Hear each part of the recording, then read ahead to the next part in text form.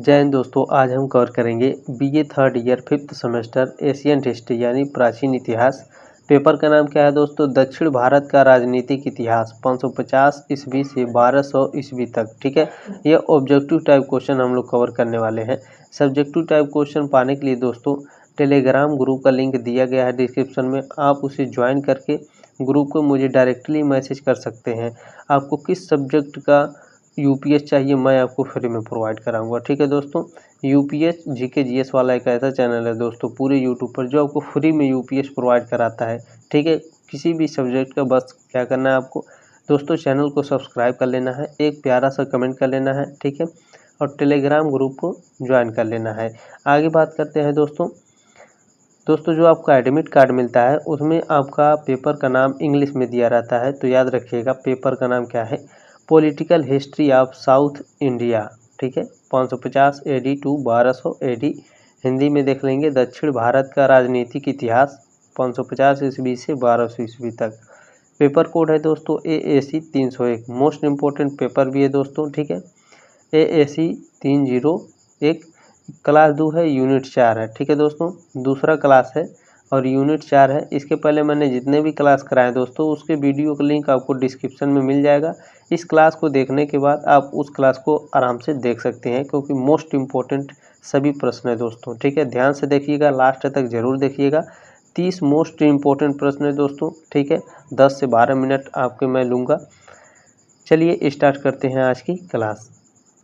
इसमें पहला प्रश्न कह रहा है दोस्तों, कदम्ब वंश किस राज्य से था? केरल, आंध्र प्रदेश, उत्तर प्रदेश या कर्नाटक?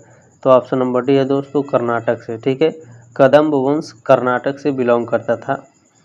प्रश्न नंबर 2 है दोस्तों, कदम्ब का वृक्षव किस देवी की पूजा से संबंधित है? तो कदम्ब का वृक्षव दोस्तों ललिता देवी की पूजा से संबंधित है, याद रखिएगा। आगे बढ़ते हैं। प्रश्न नंबर 3 है, कदम्ब राजाओं की राजधानी क्या थी? कदम्ब राजाओं की राजधानी वनवासी थी, ऑप्शन नंबर बी है।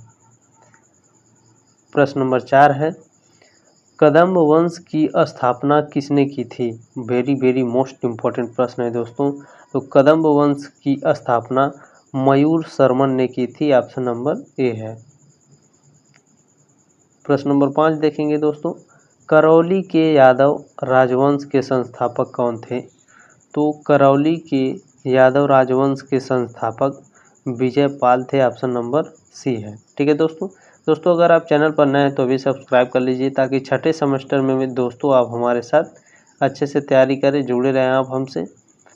प्रश्न नंबर 6 है, विजय पाल ने करौली राजवंश की स्थापना कब की थी? विजय पाल ने करौली राजवंश की स्थापना 1040 ईस्वी में की थी, याद रखिएगा। दोस्तों ये सन वाले क्वेश्चन हैं, कम से कम 7 से 8 प्रश्न पूछे जाते हैं। ठीक है दोस्तों मैं इस पर एक पूरी क्लास कराने वाला हूँ सन वाले क्वेश्चन पे। ठीक है, जैसे मान लीजिए AAC 301।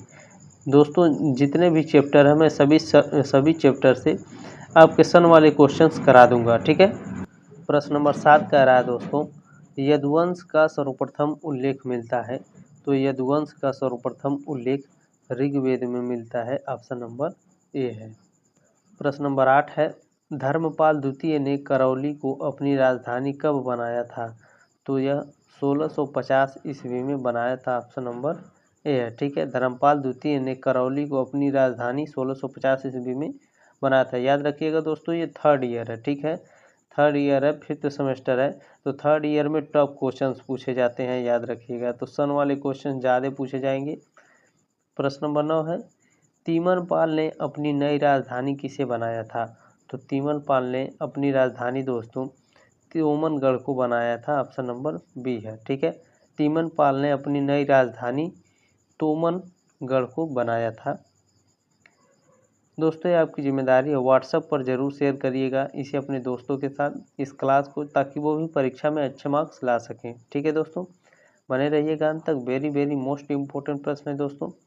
प्रश्न नंबर 10 है, वर्तमान करौली को प्राचीनतम काल में किस नाम से जाना जाता था? देखिए दोस्तों कितना इम्पोर्टेंट प्रश्न है।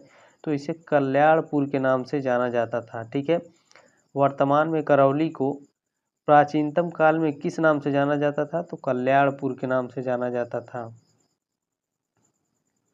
प्रश्न नंबर 11 है दोस्तों, यादव वंश का शासन राजस्थान के किस भूभाग पर था? यादव वंश का शासन राजस्थान के किस भूभाग पर था? करौली, जैसलमेर, हनुमानगढ़, उपर्युक्त सभी। ठीक है, ऑप्शन नंबर डी है दोस्तों, उपर्युक्त सभी। याद रखिएगा, यादव वंश का शासन कहाँ कहाँ था? करौली, जैसलमेर और हनुमानगढ़। प्रश्न नंबर 12 है, गंग वंश का संस्थापक कौन था? वेरी वेरी मोस्ट इम्पोर्टेंट प्रश्न है। तो गंग वंश का संस्थापक दोस्तों व्रजहस्त पंचम था। ऑप्शन नंबर सी है। प्रश्न नंबर 13 है, अभिलेख द्वारा इसके अनुसार गंग वंश का प्रथम शासक कौन था? तो अभिलेखों द्वारा दोस्तों, अभिलेख द्वारा इसके अनुसार गंग वंश का प्रथम शासक कोंकणी वर्मा था। ठीक है, ऑप्शन नंबर ए है। ठीक है, गंग वंश का प्रथम शासक कौन था? कोंकणी वर्मा, इसे याद रखिएगा। प्रश्न नंबर 14 है, दत्त सूत्र पर टीका लिखने वाला गंग शासक कौन था? वेरी वेरी मोस्ट इम्पोर्टेंट प्रश्न है दोस्तों, इसे लिख लीजिएगा। दत्त सूत्र पर टीका लिखने वाला गंग शासक कौन था दोस्तों? तो यह माधव प्रथम था। ऑप्शन नंबर ए है। प्रश्न नंबर 15 है, यादव वंश का सबसे प्रतापी शासक कौन था? तो यादव वंश का सबसे प्रतापी शासक सिंहड़ था। ऑप्शन नंबर सी है। प्रश्न नंबर 16 है, देवगिरी के यादव वंश का अंतिम शासक कौन था? तो देवगिरी के यादव वंश का अंतिम शासक रामचंद्र था। ऑप्शन नंबर डी है। प्रश्न नंबर 17 है दोस्तों, गंग वंश की प्रारंभिक राजधानी कहाँ थी? वेरी वेरी मोस्ट इम्पोर्टेंट प्रश्न है दोस्तों। तो गंग वंश की प्रारंभिक राजधानी कोलर या कुबलाल थी। ठीक है, दोनों में से एक आएगा दोस्तों। आपका परीक्षा में जो ऑप्शन में आएंगे या तो कोलर लिखा रहेगा या तो कुबलाल लिखा रहेगा, ध्यान दीजिएगा। इसीलिए मैंने दोनों लिख दिया ताकि आप कंफ्यूज ना हो एग्जाम में। ठीक है दोस्तों। प्रश्न नंबर 18 है, गंग वंश का सबसे वीर शासक कौन था? तो गंग वंश का सबसे वीर शासक दुर्विनीति था। ऑप्शन नंबर बी है। प्रश्न नंबर 19 है दोस्तों, गंग वंश का अंत किस वंश ने किया था? तो गंग वंश का अंत चोल वंश ने किया था। ऑप्शन नंबर ए है। प्रश्न नंबर 20 है दोस्तों, भारतीय हिंदू राजाओं के समान ही दक्षिण पूर्वी एशिया के शासक कौन सी उपाधि धारण करते थे? तो यह महाराजा की उपाधि धारण करते थे दोस्तों। ठीक है, ऑप्शन नंबर ए है। प्रश्न नंबर 21 दोस्तों, चोल वंश भारत के किस भाग में शासन करते थे? तो चोल वंश भारत के दक्षिण भाग में शासन करते थे। प्रश्न नंबर 22 है दोस्तों, कौन से चोल राजा ने मालदीव के द्वीपों पर दरियाई विजय पाई थी? तो मोस्ट इम्पोर्टेंट प्रश्न है दोस्तों, तो राजराज ने। ठीक है, राजराज ने मालदीव के द्वीपों पर दरियाई विजय पाई थी। इम्पोर्टेंट प्रश्न है, लिख लीजिएगा। ठीक है दोस्तों, क्लास को 1-2 बार देखेंगे तो आप परीक्षा में अच्छे मार्क्स ला सकते हैं। ठीक है, प्रश्न नंबर 23 कह रहा है दोस्तों, किस चोल राजा ने जल सेना प्रारंभ की थी? वेरी वेरी मोस्ट इम्पोर्टेंट प्रश्न है दोस्तों, तो राजराज प्रथम ने जल सेना प्रारंभ की थी। ठीक है, किस चोल राजा ने जल सेना प्रारंभ की थी? तो राजराज प्रथम ने। प्रश्न नंबर 24 है दोस्तों, किस चोल शासक ने नई राजधानी गंगईकोंडा चोलपुरम का निर्माण किया था? तो राजेंद्र प्रथम ने। ठीक है, ऑप्शन नंबर ए है दोस्तों। प्रश्न नंबर 25 है, चोल राजाओं का शासन था, चोल राजाओं का शासन तमिलनाडु पर था या आंध्र प्रदेश, केरल या बंगाल पर? तो चोल राजाओं का शासन तमिलनाडु पर था दोस्तों, दक्षिण भारत में। ठीक है, याद रखिएगा। प्रश्न नंबर 26 है, निम्न में से किस राजा ने लंका यानी सिंघल को पहले जीता था?